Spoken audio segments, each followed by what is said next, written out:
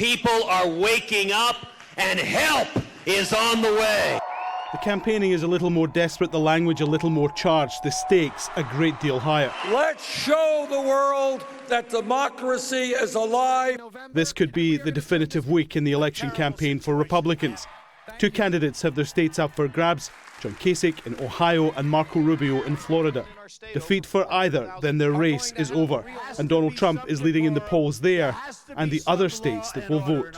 If Trump wins 4 or 5 states on March 15th, I mean, yes, you could come up with the mathematical reason as to why he won't be able to clinch a majority of the delegates, but practically speaking, he'd be well on his way to the nomination, I would think. Get out of here. Go home to mom.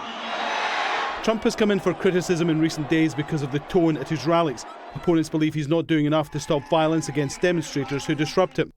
But that hasn't prevented him taking a lead in the Republican race, and he's difficult to stop.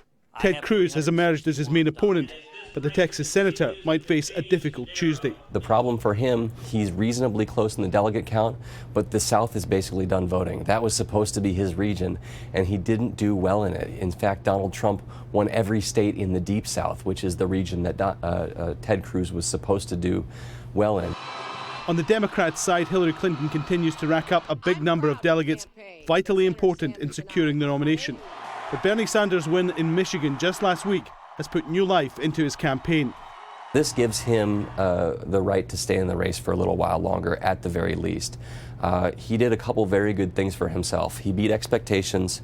He did much better among black voters than he's done in any primary previously. If he can continue to do better among black voters, which have really been his Achilles heel in this primary as we go into other states in the country, he can stay in this race and at least be competitive. There's still an FBI investigation into Hillary Clinton's use of a private email server while she was U.S. Secretary of State.